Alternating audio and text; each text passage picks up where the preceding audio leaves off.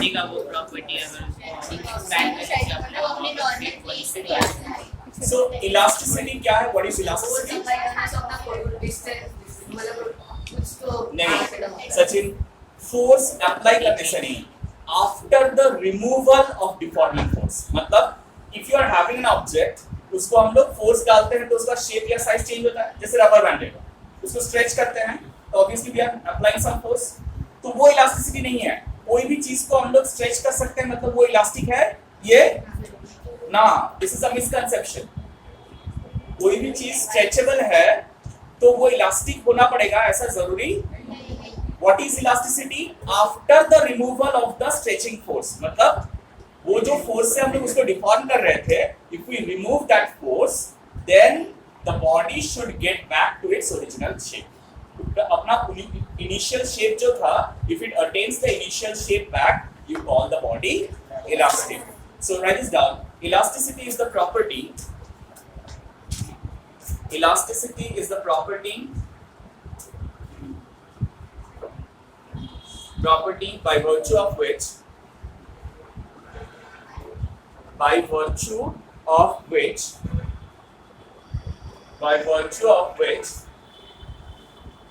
a body regains its initial configuration. A body regains its initial configuration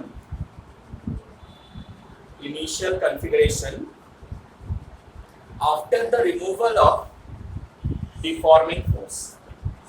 After the removal of deforming force. Initial configuration after the removal of deforming force. Means when the deforming force is removed, body जितना अपना original shape में perfectly लौट के आएगा उतना वो ज्यादा elastic है। Now to measure the quantity of elasticity of a body, दो डेफिनेशन जानना बहुत जरूरी है। The first definition is stress and the second definition is strain. Stress क्या होता है और स्ट्रेन क्या होता है? स्ट्रेस क्या होता है? Stress is the reforming force per unit area. Rather, you can say restoring force per unit area.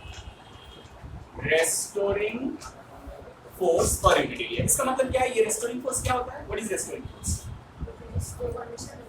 See, when you apply a deforming force, you are deforming the body. But when you leave it, then the body is regaining its own configuration. So how is it regaining? Obviously, it is generating some force which is allowing the body to come back to its original configuration. That force is called restoring force. Could you understand me? कौन सा एक example लेते हैं? जैसे spring force. Spring को हम लोग extend किए, लास्ट हम लोग वर्क एनर्जी पावर में स्प्रिंग फोर्स पढ़े थे ना। If we apply a force and extend a spring and then leave it, then what happens? Spring pulls the body back to its original position. That force is called restoring force. ठीक है? So by definition, stress is restoring force per unit area, and pressure is the applied force per unit area. Pressure और stress का dimension same है, दोनों ही force per unit area है, लेकिन problem क्या है? दोनों definition wise अलग-अलग quantity है। Stress आता है तभी जब restoring force हो, अगर restoring force नहीं है तो stress का कोई concept नहीं आने वाला। Is that clear? So that is stress. Write this down. Stress is defined as restoring force per unit area. Stress is defined as the restoring force per unit area. Restoring force per unit area. और strain क्या है? What is strain?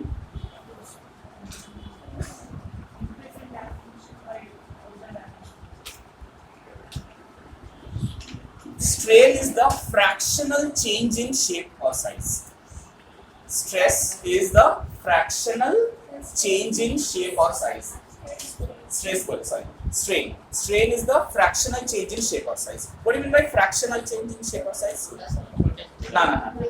Fractional change मतलब change divided by original length.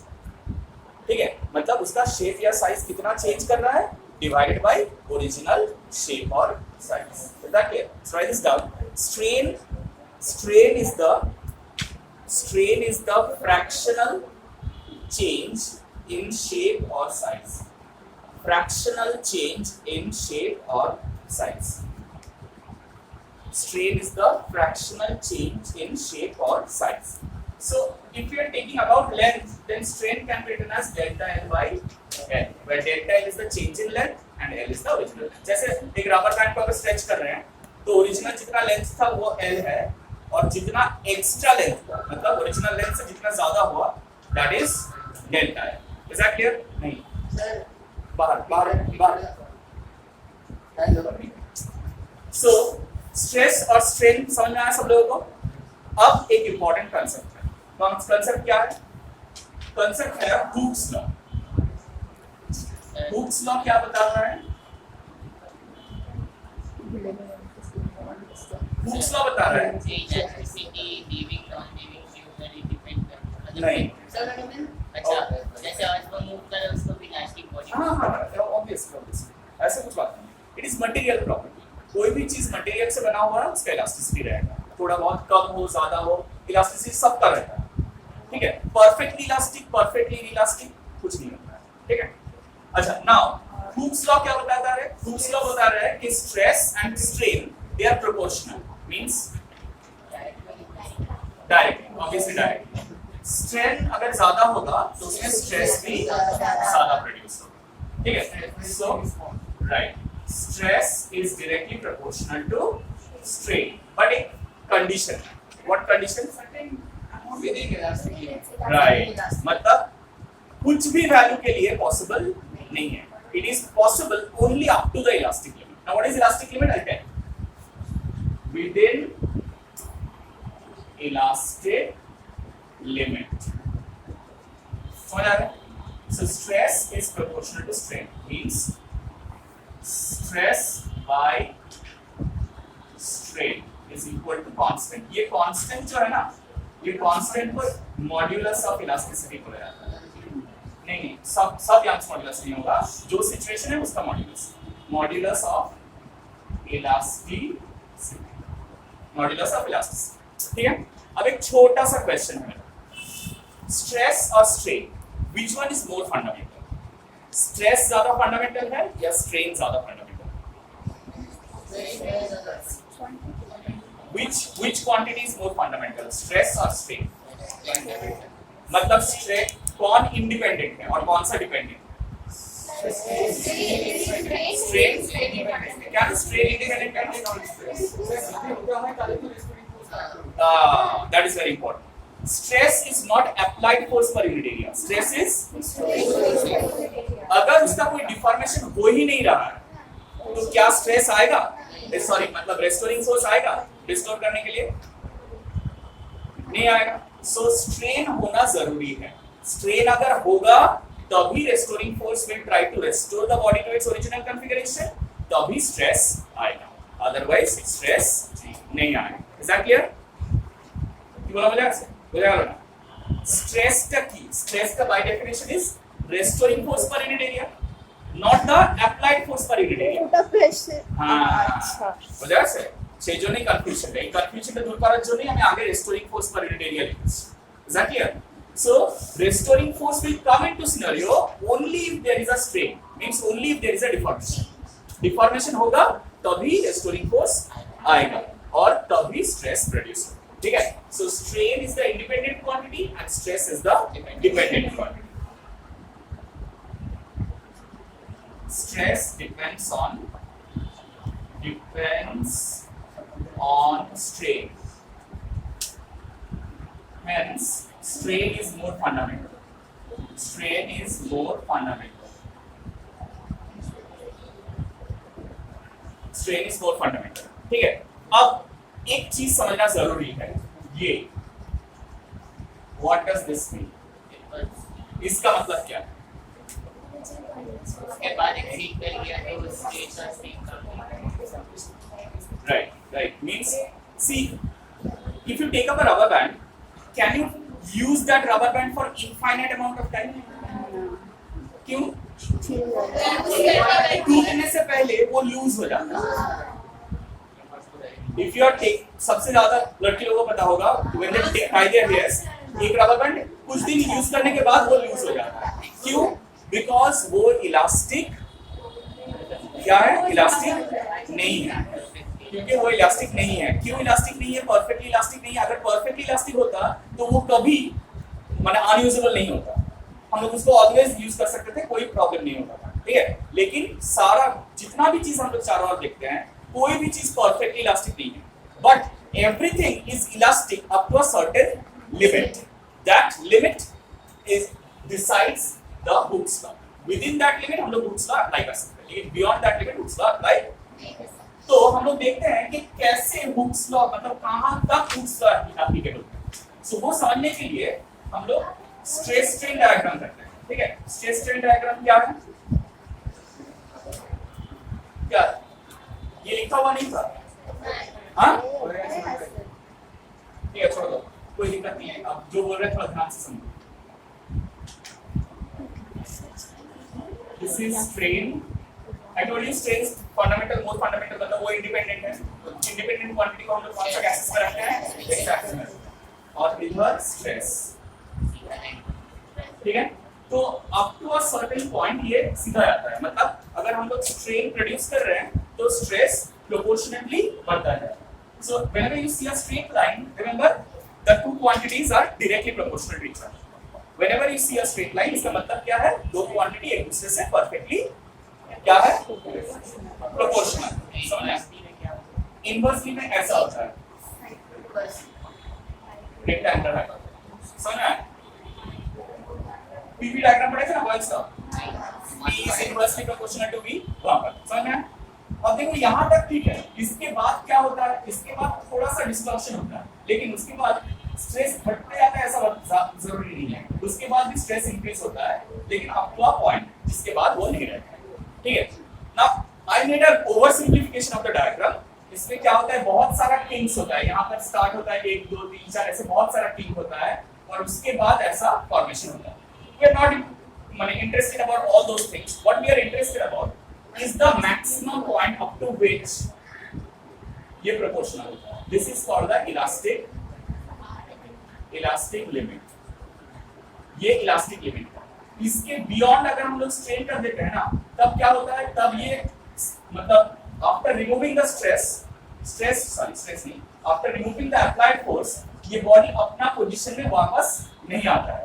क्या होता है? यहाँ तक, अच्छा आई टेल यू, ये क्या वापस क्या सब वापस बोल रहे हैं, कहाँ से वापस आ गए? हाँ, समझ नहीं है हमको भी समझ। इस किस चीज का लिखा हुआ है? स्ट्रेन। एक्स एक्सिस में स्ट्रेन प्लॉट कर रहे हैं और वाई एक्सिस में स्ट्रेस। हम लोग बोले ना स्ट्रेन ज्यादा फंडामेंटल है, तो मतलब स्ट्रेन एक्स एक्सिस में डालें, वो इंडिपेंडेंट क्वांटिटी है। अब स्ट्रेन धीरे धीरे हम लोग बढ़ा रहे हैं और देख रहे हैं कि उसका स्ट्रेस भी बढ़ते जा रहा है, ठीक है। लेकिन एक पॉइंट के बाद वो और ले नहीं पाया, बोला और स्ट्रेन हम ले नहीं पा रहे, ठीक है। बहुत स्ट्रेस ले लिया और स्ट्रेस नहीं होगा, छोड़ो जो हो रहा है, ठीक है।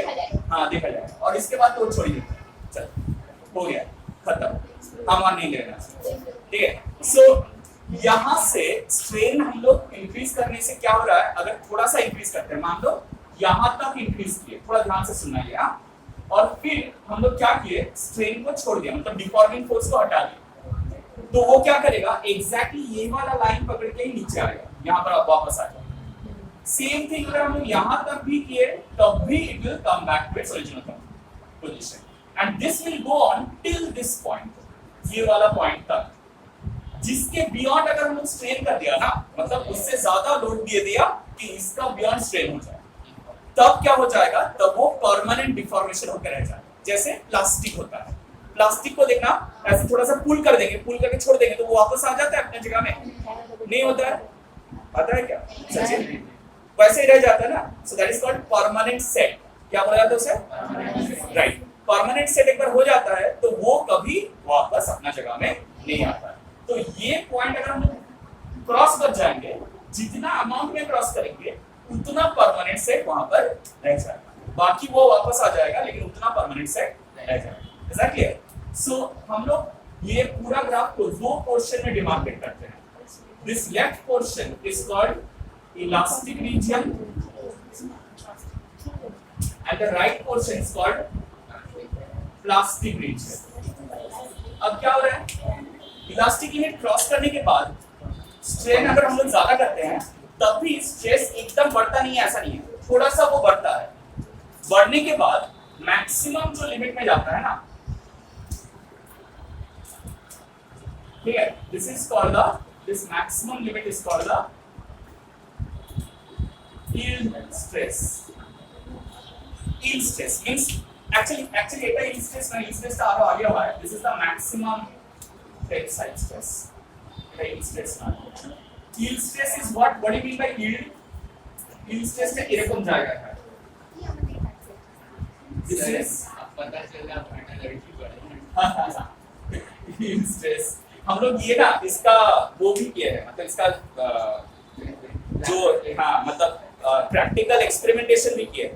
वो एक सिलिंड्रिकल ब्लॉक रख के उसके ऊपर लोड ज्यादा करते और ये हम लोग हाथ से नहीं बनाते, ये कंप्यूटर में ही बनता है और वो पूरा ग्राफ बनाएगा ऐसे। यहाँ पर बहुत सारा चेंजेस होते जाता है, ठीक है, बहुत कुछ होता है, स्लिप होता है, बीसीसी लैटिस चेंजेस होता है, स्ट्रक्चरल चेंजेस होता है, बहुत कुछ होता है। सबसे बढ़िया ये डायग्राम बनता है एल्यूमिनियम। एल्यूमिनियम में एकदम परफेक्ट बनता है, एकदम परफेक्ट ऐसा शेप बनता है। आयरन में भी कुछ बहुत नजदीक बनता है, তার কারণে অ্যালুমিনিয়ামটা খুব ভালো ডাক্টাইল, তো প্রচন্ড ডাক্টাইল হয়, তো সেই জন্য সিলভার ফিলভারে করলে আরো সুন্দর আসবে। সিলভার গোল্ডে করলে আরো সুন্দর আসবে, কিন্তু সিলভার গোল্ড हाँ इतना कॉस्टली है, हम लोग नहीं कर सकते। अच्छा, सो yield stress and this is the maximum